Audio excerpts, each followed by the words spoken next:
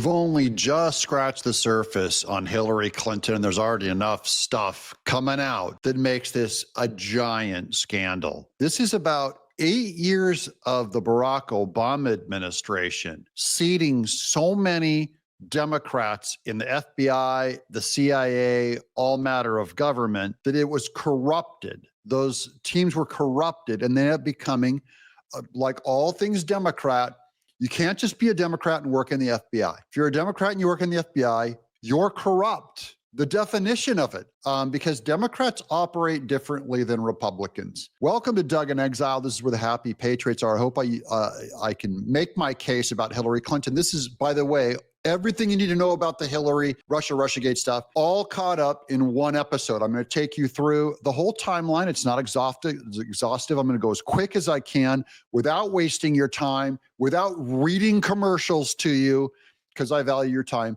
and I thank you. Shout out to the Quad Club, my people. Let's get to it. We're going to start right here with John Solomon. We're going to have some videos of John Solomon also, because he's been my main contact on this stuff. For 8 years, I've followed John Solomon over at Just the News. While Donald Trump was chanting "lock her up" in 2016, it turns out the FBI had developed 3 cases. This is about 3 different corrupt institutions like the FBI, all in different fields, cases to do just that to Hillary Clinton over public corruption involving her foundation. We're just now starting to hear in the last 24 hours the mention of the Clinton Foundation, that it was being investigated. So there's good guys at the FBI and the CIA, Republicans, and there's Democrats trying to cover it all up. So this is the politicization of institutions, part of why we don't believe institutions and experts anymore. The FBI is utterly discredited. Kash Patel has a lot of work to do over there to reinstate our trust that it's not. See, Republicans will make sure that it's not just about one party. Democrats are always making sure it's just about one party. But Obama's Department of Justice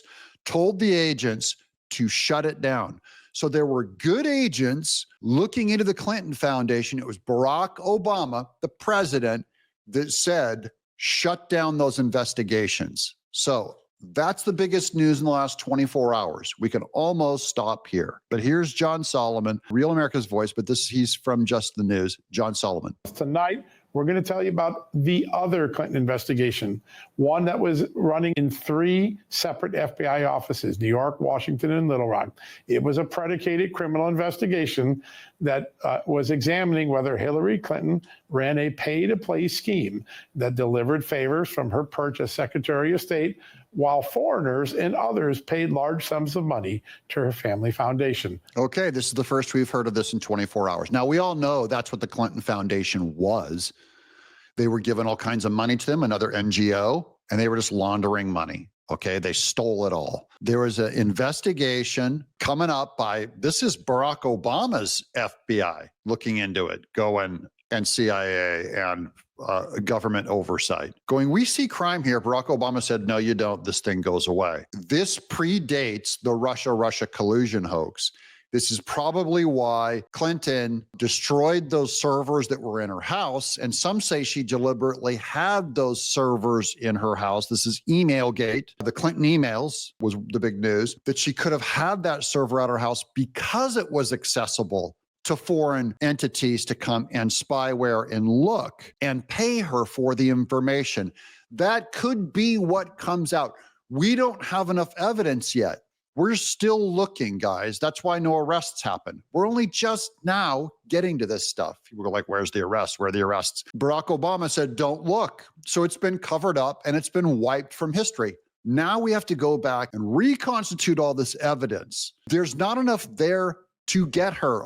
I'm saying I believe there's tons of stuff there to get her, but it hasn't been rolled out to the public yet. It hasn't been formally investigated by the FBI because it was stopped by Obama. And now the FBI, CIA, Tulsi Gabbard, all hands on deck, look for everything, reconstruct everything. First time. The Clinton Foundation, run by Bill Clinton and their daughter, eventually Chelsea Clinton. 3 separate agencies, 3 separate bureaus, offices of the FBI believe they had predicated evidence to pursue that every time they tried to move the ball down the road in the shadows of the 2016 election, they got shut down. I mean, they got shut down at the highest levels of their agency.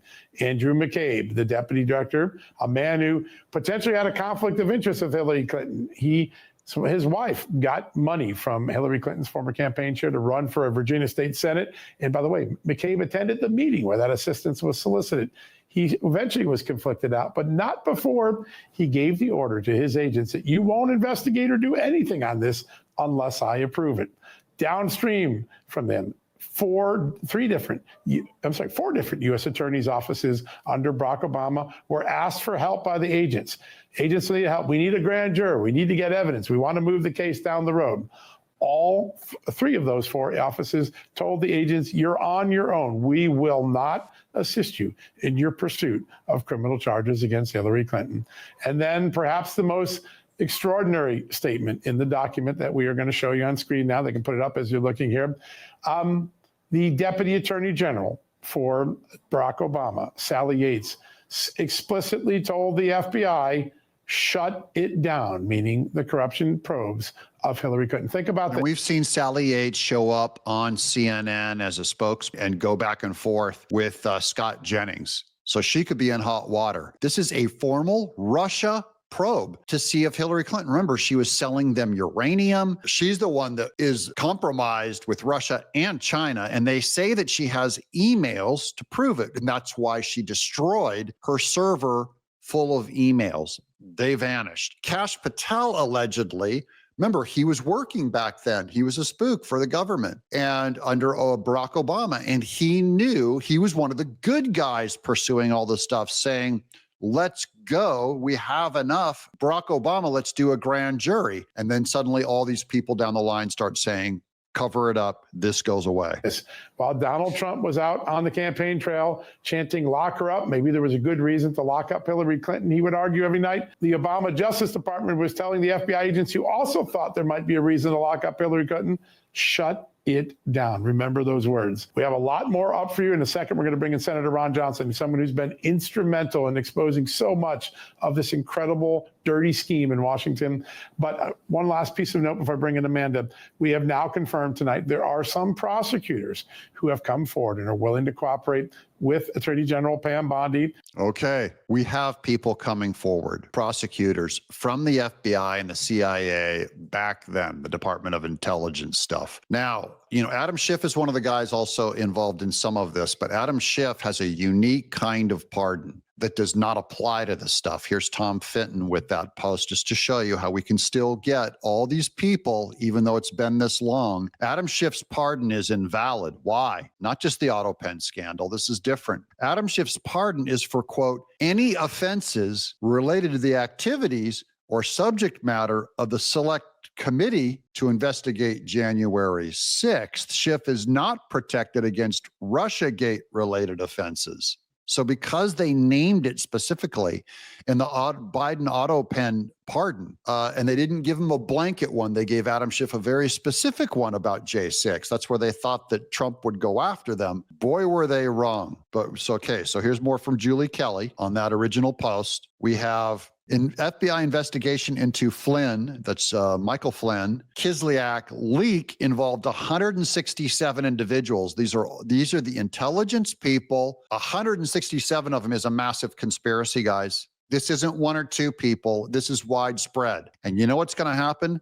They're going to indict all of them. Kind of like Fani Willis did with Trump's people. She went after 18 people for those RICO investigations because you want to shake out testimony from them, get them to flip on each other, get their stories to conflict under oath, and you've got them. And then you get them to plea deal out. You cannot keep a secret with 167 individuals. One of them will be bought off. So that's my hope for more information to come out that's going to be a lot more clear. These people have emails. So Hillary Clinton, she destroyed one side of the emails on her server. All of the people that she reached out to and talked to, their emails still exist on their server. I don't even want to talk about it too much because I don't want them destroying theirs.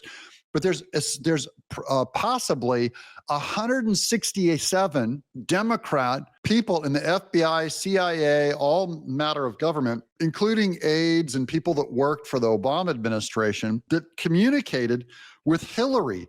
They have the email on their server. They didn't get rid of 167 of their servers. According to new docs, top White House officials were top suspects, and the inquiry expanded from there. But Chris Wray, and Stephen D'Antuono, DC FBI office chief, chose the investigation, closed the investigation in 2020 with no arrests. Now, we're going to get to some of those names, but here's the main document, everything redacted. On what date do you identify of the article disclosing the declassified information? Washington Post. This is their leaking to the Washington Post in 2017, called Four Burning Questions on Russia. This is all redacted. This is all going to be full of Hillary and Obama people. Okay, wait, here's more. Well. Department of Justice, 4 of the 4 FISAs were illegal. They all knew and signed anyway. The Department of Justice and the FBI approved the FISA warrant. Yates, Buente, Comey, McCabe, and Rosenstein. Judges were corrupt too. Judges approved the FISA. Deary, Collier, Conway, and Mossman. McCabe, though under oath, said no dossier, no FISA warrants. It's a conspiracy. They're all in on it. Here's all their signatures. James Comey, Rosenstein, Sally Yates, Andrew McCabe. I don't recognize the others, but we're going to get, there's plenty of people to look for. Here's what DNI, Tulsi Gabbard, this is what started the whole thing. So I'm going back to the timeline of, we first heard about these documents, okay? Newer, expansive documents on how deep the cover-up goes. Tulsi Gabbard, this is from yesterday. You know why people aren't in jail? Because this is just now coming out and declassified and looked at yesterday. And guys, there's going to be hundreds more documents coming out, according to Gabbard. Like they can start subpoenaing the servers of those 167 agents, which they should. Newly declassified top secret document emails sent on December 22nd, 2016, complying with President Obama's order to create the manufactured January 2017 ICA, Intelligence Committee report about Russia, expose how DNI James Clapper demanded the IC fall in line behind the Russia hoax. Clapper admits that it was a, quote, team sport, he calls it. Hey, guys, because this is, remember, Republicans and Democrats at the FBI are fighting each other. I've told you this at the opening of the show. Clapper said, hey, this is a team sport that required, quote, compromise on our normal modalities. This is a team sport. They have the document of him saying that. This is a team sport that compromises our modality, normal modalities. This is abnormal. Here's Hillary Clinton. Remember, during the debate with Trump, when he's saying you'll go to jail, she was making up all of this evidence about Trump right here. Listen to the confidence in her voice. Because remember, she has the entire media on her side. This is back when Democrat media was getting the most views, had full penetration. Right-wing commentary media like me were either non-existent or tiny or shadow banned and pushed down so you never heard our voices on big tech, on Twitter, on this network, okay? So she has the confidence and smugness. And remember, the biggest smugness comes from 8 years of Obama packing the government with corrupt FBI and CIA and all members of the DOJ, so she can sit here during this debate with Trump with full confidence, lying, bold-faced lying, knowing she's not going to get caught. It's just awfully good that someone with the temperament of Donald Trump is not in charge of the law in our country. Because you'd be in jail. Okay, now that's a funny tagline, but listen to what she said. I'm going to play it again for you. Remember, she's saying it's too bad that someone like Trump isn't in charge. Donald Trump is not in charge of the law in our country. Donald Trump is not in charge of the law in our country. She is talking with the confidence of Barack Obama being in charge of the law in our country. Did you catch that? She gives away everything. That's where her confidence comes from. What law? Remember, judges signed off on the FISA warrants So judges were involved, all members of the FBI, 167 members of the FBI. That's what happens when a Democrat is in charge of the law in your country and not Trump. Now, Trump, in his own naivete of being a nice guy, he said, lock her up. And he goes, I'm not going to go after her. I think it's inappropriate to go after a statesman's wife and to go after her. Hey, he was enjoying the presidency too much. He was naive at what they were going to do when he lost in 2020. Now it's a different game. Now it's lock her up. Because you'd be in jail. Secretary Clinton. That helped win him the election. He knows how to shine in a debate. Yeah. We want to remind the audience to please not talk out loud. Please do not applaud. You're just wasting time. Anderson Cooper, please don't applaud the guy that's going to win. He's trying to control narrative. This is another sucker debate for Trump to get into, all run by people who hate his guts. Hey, please don't applaud. Please don't. Now, here's a Kash Patel quote. He knew what was going on back in the day from the Sean Ryan show. And I got it, guys, a lot of you say, like, why do you sit there in the corner of your video? I'm going to tell you something on how we make this show. Some of this stuff, if I don't change this frame enough, I'll get a copyright strike. So I got to be careful with this stuff. I have to remain on screen. You know, it's a protection of the channel and the news. I was like, we're back to the Clinton case, the Clinton server case. No reasonable prosecutor would bring this case. I was in the National Security Division at the time. I was doing the discovery for Benghazi where we found her freaking email. And okay. He was told no reasonable prosecutor would bring this case. Kash Patel was one of the prosecutors, one of the guys, the FBI, that wanted to bring the case.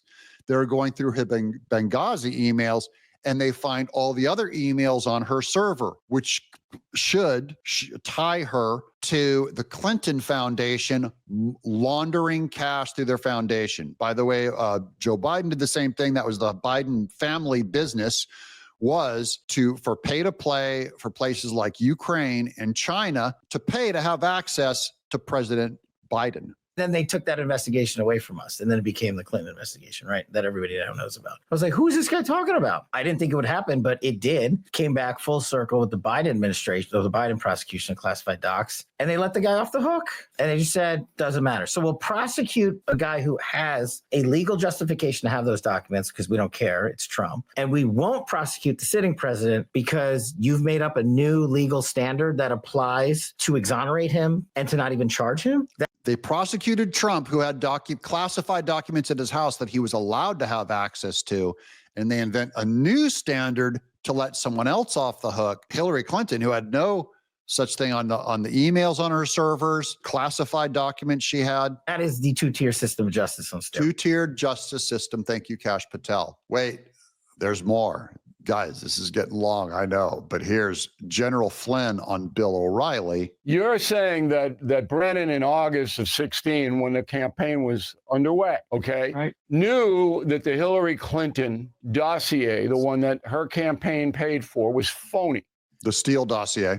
He told Barack Obama that. That's according to the Durham report. But Obama didn't quite believe it because he wanted another intel assessment.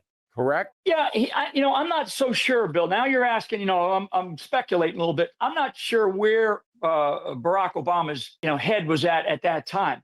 He might have had other information. He may have known that it was going on, or whatever he and Brennan talked about, mano a mano in the Oval Office in that meeting.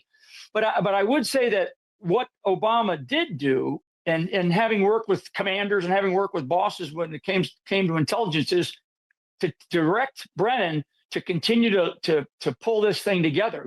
Okay. Barack Obama, he did not know at first what he wanted, but eventually he did become the trigger man. But wait, there's more. Gateway Pundit, here goes. Ready? Bombshell. Kash Patel uncovers Obama Deputy AG, Attorney General Sally Yates's email ordering FBI agents to shut down the Clinton Foundation corruption investigation, shut it down. Those are the emails he found. It's going to get worse. Here's how Hillary Clinton is just a complete, absolute liar. She's going after Trump's work in D.C., repeating the lie. This is her Twitter right here. As you listen to an unhinged Trump try to justify deploying the National Guard in D.C. Here's the reality. Violent crime in D.C. is at a 30-year low. She repeated the Democrat lie. And then here's the actual violent crime statistic after she says it's at a 30-year low. Here's the D.C. murder stats for the past 20 years. I circled the years in red that had fewer murders. That is, there's more than the last year. Murder is one stat. You can't cook the books on Hillary's disgusting, evil creature. The lying is too casual. Look at all these red lines. These are all the times in the last 20 years where murder rates were lower than 2024 under Biden. She doesn't know what she's talking about. She doesn't even care. Media's not going to call her out. Here she is on Rachel Maddow just lying. And in terms of fleshing out that factual record about what actually happened, including what happened with the Russian attack in 2016. I wondered, as you read the Mueller report, the parts of it, at least that we can read, did you learn new things about what happened to you and your campaign in 2016 that you didn't know before reading it? I learned more, and I learned more detail. Okay. But here's the important thing to me. What I learned is that the Russians were successful. I learned, she says it 3 times, probably 4 or 5 more times in this clip. I learned what I learned in more detail. The reason why she learned it is she invented it. You didn't learn it, you wrote it. You corrupt monster, you're going down. This is going to be great. They have to undo this. They can't let this stand. Or if this kind of stuff can happen in the future, America will be corrupt like Russia, like a banana republic, like Mexico. Your constitution's compromised. It doesn't matter what party you're in. It doesn't matter what oath you take as a judge. All of that will be wiped by criminals like Barack Obama, Hillary Clinton, Adam Schiff, James Comey, Brennan. It doesn't matter if you're a General Milley. Your status will not matter. What matters is, do you have a D next to your name? Because whether if you're a judge, you can be the highest lawyer in the land. You can sit there under oath. You will lie. You will corrupt. Even if you're a pastor and you're a Democrat, I would never go to your church because you would compromise the Bible. No document is higher than your leftist, satanic political preferences. I'm Doug in Exile.